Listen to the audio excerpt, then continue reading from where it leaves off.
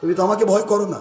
আমাকে যদি ভয় করতেন নামাজ ছাড়ো কেমনে, রোজা ছাড়ো কেমনে, হজ ছাড়ো কেমনে, জাকাত ছাড়ো কেমনে, কি করে হারাম কাজ করো, ছবি ভিডিও টিভি করো, মহিলা পুরুষ বেপর্দা হও, গান বাজনা করো, কি করে ধর্মের নামে গণতন্ত্রের নেংটি ধরো?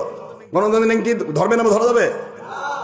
সবাই রাজনীতি করতে পারে, দেশের নাগরিক অধিকার হিসেবে ভোট দেওয়া বা নেওয়া নিতে পারে। সেখানে কেউ বলতেছে আমাদের ভোট দিলে নবী ভোট পায়। কে তোরা কি নবী হয়েছিস নাকি? এ যুগের নবী?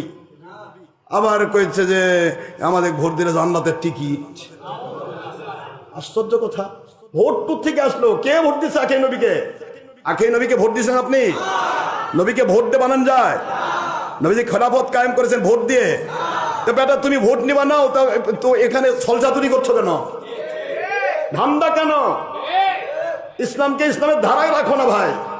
তোমার দাঁড়াতে মন চাচ্ছে দাঁড়াও, ভাই এতদিন ওরা খাইছে এখন আমরা খাইতে চাই, দেবো আমরা, অসুবিধা নেবে, মানুষ দেয় যদি নিবা, সমস্যা কি? আমরা তো দোয়াই করে দিছি আল্লাহ যতদিন খেলাফত কায়েম না হয়েছে। কোরআন শরীফে খেলাফত হাইকোর্টে বায়াতে হাতে হবে, বায়াত, দাওয়াত, জিহাদ, খেলাফত। সুবহানাল্লাহ বলেন। আসবেই, ইমাম মাহদী আসসালামের নেতৃত্বে হলেও সারা পৃথিবীতে খেলাফত আসবেই ইনশাআল্লাহ। আর খেলাফত যখন কায়েম হবে সারা জগতের সবার দৃষ্টি থাকবে খেলাফতের দিকে, কারণ খেলাফত কায়েম করে দিবেন কে? আর গণতন্ত্র যে দেশ চালানো থাকবে ওই দেশ থাকবে দাদুর নেংটির দিকে। দাদু আমি বাতাস দিব, তো দে এদিকে করে দে। দাদু আমি পায়খানা করবো, দে ওই দিকে দে। কথা এ হলো দাদু দ্বারা নিয়ন্ত্রিত অথবা দাদু দ্বারা নিয়ন্ত্রিত, এর নাম হলো গণতন্ত্র। কথা বলছেন না কেন জোরে? গণতন্ত্রের দ্বারা যে কোনো কিছু ঘটুক তার দৃষ্টি থাকতে হবে কাফের মুশরিকের দিকে, না হলে সে টিকে থাকতে পারবে না। তাহলে আপনি গণতন্ত্র করেন, আপনার কে না করেছে? জনগণের সকল ক্ষমতার উৎস। আপনার কাছে তো আল্লাহর দামই নেই, মানুষই ক্ষমতার উৎস। মানুষ ভোট দিলে পাবো, না হলে নেই। আপনি কি চিন্তা করতে পারেন একটু? আপনি কোথায় কিনে যাচ্ছেন? নবীজি কোন মার্কায় কোন সালে দাঁড়াইছিল, কয় ভোটে ফেল করেছে, কয় ভোটে পাস করেছে বলতে পারবেন? আজ আপনি একটা নায়িকার সাথে দাঁড়াচ্ছেন, মনে করেন একটা মুন্সি আর নায়িকা অপরদিকে, নায়িকা পাস করলো, মুন্সি ফেল। গোটা দুনিয়া জানলো যে মানুষ আর ইসলাম চায় না। আস্তাগফিরুল্লাহ বলবেন না মুসলমান? কি বুঝাবো আমি? গণতন্ত্রের মাধ্যমে ইসলামের খেলা করা, এটা আল্লাহ এবং রাসূলকে মুসলমানকে সারা জগতের মধ্যে ছোট করে দেওয়া।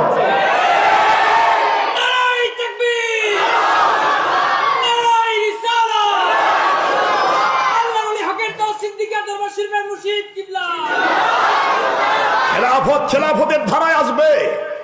খেলাফত কারো মুহতাজ নয়, খেলাফত আল্লাহর দ্বারা প্রতিষ্ঠিত।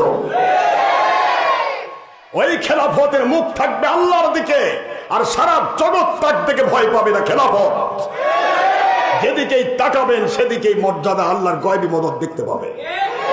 হযরত ওমর 36 লক্ষ বর্গ মাইল স্টেটের খলিফা, এত বড় খলিফা হয়েও আল্লাহ পাক রব্বুল আলামিন তার পাওয়ার দিলেন কি? কে তাকাবে তার দিকে? নীল নদের কাছে চিঠি লেখে। দুনিয়ার কেউ আছে? আপনি নদীর কাছে চিঠি লিখতে পারবেন? নদীর কাছে চিঠি লিখতেছে নীল নদ। মিন ওমর ইবনে খাত্তাব ইলা নাহারে নীল। নদী, তুমি যদি আল্লাহর হুকুমে প্রবাহিত হয়ে থাকো, তোমার পানির দরকার আছে আল্লাহর বান্দাদের। আমরা আল্লাহর বান্দা, আমরা আল্লাহর গোলাম, আমাদের খেদমতের জন্য পানি জারি হয়ে যায়। আর যদি তুমি শয়তানের হুকুমে চলে থাকো, তোমার পানির প্রয়োজন নাই, তুমি নীলনদ ছাড়াও আমাদের মালিক আমাদের পানি দিতে পারবে। আল্লাহু আকবার বলুন। নীলনদ অববাহিকা থেকে হযরত সাহাবী আমর বিন আস রাদিয়াল্লাহু তাআলা গভর্নর বলেন, আল্লাহর নবীর খলিফা সাহাবী, প্রতি বছর 16 যুবতী সুন্দরী একটা নারী কোরবানি করতে হয় এই নীলনদের বুকের উপর। পুরা নীলনদ শুকনা ফাটা।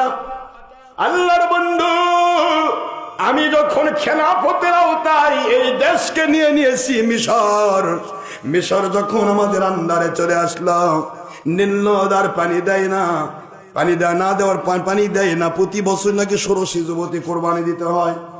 আমাদেরকে প্রতিটা মানুষ বলে, হুজুর আপনারা তো রাষ্ট্র নিয়ে নিলেন, কিন্তু এদেশে একমাত্র এদেশের আশীর্বাদ হলো নীলনদ। নীলনদ থেকে যে পানি আসে তা মানুষ খায়, তা দিয়ে শস্য হয়, তা দিয়ে পুরা মিশর চাষ হয়। এই জন্য মিশরের জন্য নীলনদকে বলা হয় মিশরের আশীর্বাদ। কথা বুঝতেছেন আপনি? কিন্তু এই নীলনদ একটি কারণে পানি দেয় প্রতি বছর, সেটা হলো একটা যুবতী মহিলাকে তার কাছে কবর দিতে হবে, নীলনদের বুকে জবাই করতে হবে, তবে না পানিতে ভরবে। আমর বিন আস রাদিয়াল্লাহু আনহু বলে না কি করব, আমি তো বন্ধ করে দিয়েছি। হযরত ওমর রাদিয়াল্লাহু চিঠি লিখতেছেন, আমর বিন আস তুমি সত্য কাজ করেছো, ভুল করো না, সঠিক করেছো। আল্লাহর বান্দা কখনো কুসংস্কারে বিশ্বাসী হতে পারে না। ঠিক আছে আমর বিন আস, আমার নীলনদের বুকে পানির দরকার আমার আছে, কোন মহিলা জবাই করে নয়। আমি নীলনদকে একটি চিঠি লিখেছি, চিঠিটা নীলনদের বুকে ফেলে দিবেন, এরপরে আপনি দেখবেন আমার আল্লাহ পাকের কুদরতি খেলা।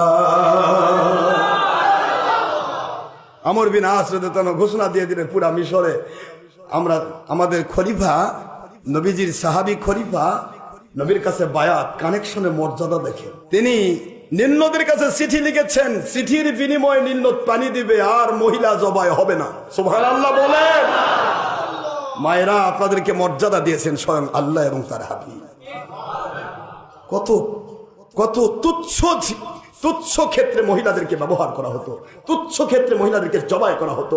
কত তুচ্ছ ক্ষেত্রে একটা স্বামী মারা গেল, স্বামীর সাথে মহিলাকে সতীদাহ প্রবাহ, স্বামীকে যেমন পুড়ে ফেলবে এর সাথে মহিলাকেও স্ত্রী। তখন বলা হতো যে মহিলার স্বামী পুড়ে গেছে, স্বামী মারা গেছে, এই মহিলাটা পৃথিবীতে বেঁচে থাকার অধিকার রাখে না। নাউজুবিল্লাহ, মানে স্বামী খাইছে। আস্তাগফিরুল্লাহ, কত নোংরামি ছিল। এই মায়ের পৃথিবীতে থাকার অধিকার নাই, তার স্বামী কেন আগে বললো? কত বড় জালেম ছিল তারা। তার স্বামীর সাথেই তাকে চিতাতে উঠতে হবে।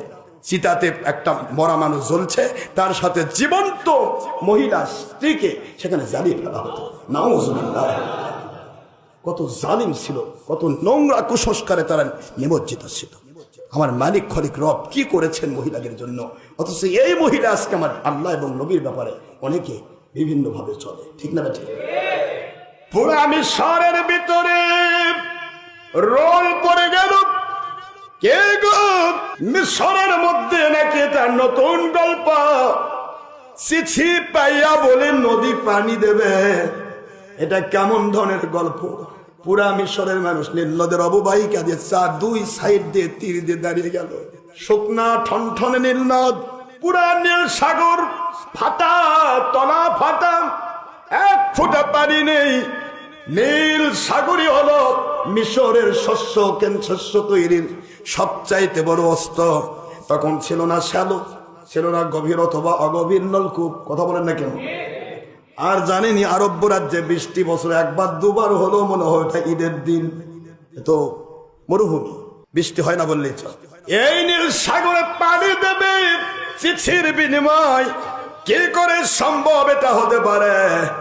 চারদিক থেকে কাউকে তো জুলুম করে মুসলমান বানানো হয় নাই, মুসলমান বানানো হয় নাই, শুধু বলা হয়েছে এটা মুসলমানদের আন্ডারে হয়ে গেছে। সমস্ত কাফের গুলো দাঁড়িয়ে গেল, দুই সাইড দিয়ে দাঁড়িয়ে গেল। সাহাবী হযরত আব্দুল্লাহ ইবনে আমর ইবনে আস রাদিয়াল্লাহু তাআলা তিনি এই চিঠিটা নদীর বুকে নিয়ে যাচ্ছেন দেওয়ার জন্য। নদীর বুকে দিয়ে শুধুমাত্র রেখে উপরে উঠে এসেছেন। মুহূর্তের ভিতরে 1 নয় 2 নয় গো 16 ফিট উঁচু হয়ে নীলনদের মধ্যে পানি ওঠা শুরু হয়ে গেছে।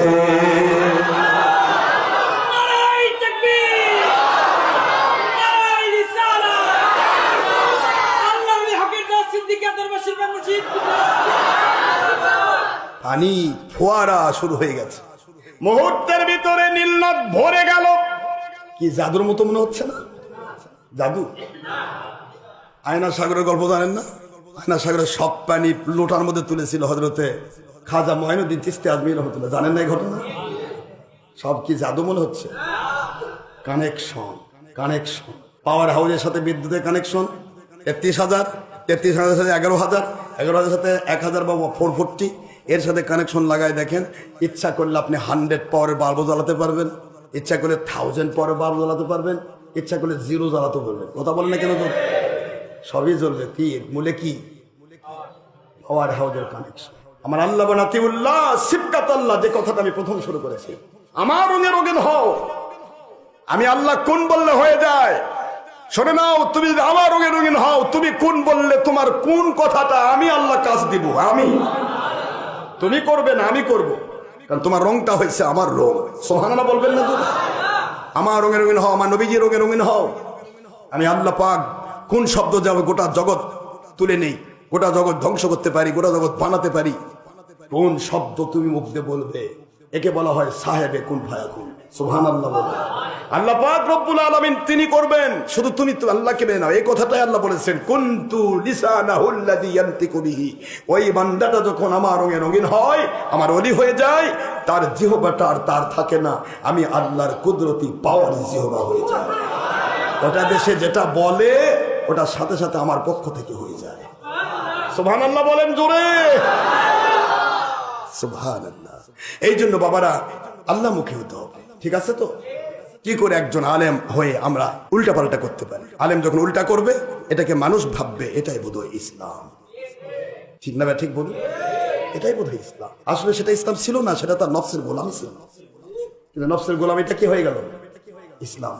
সেও ধোকা খাইলো, মানুষও ধোকা খাইলো, জাহান্নামে চলে গেল। আস্তাগফিরুল্লাহ। এই জন্য বাবারা আমি কথাগুলি বলি কাউকে কষ্ট দেওয়ার জন্য নয়, আমি কথাগুলি বলি মানুষকে শিক্ষা দেওয়ার জন্য। ভালো লাগলে নেবেন, না ভালো লাগলে আপনি থাকেন। এই যে অডিও ভিডিও হয়ে যাচ্ছে মালিকের কাছে, কিয়ামতে দেখা হবে আপনার কয় নম্বর কোম্পানির আপনি লিঙ্কটি ধরছেন সেটা দেখা যাবে।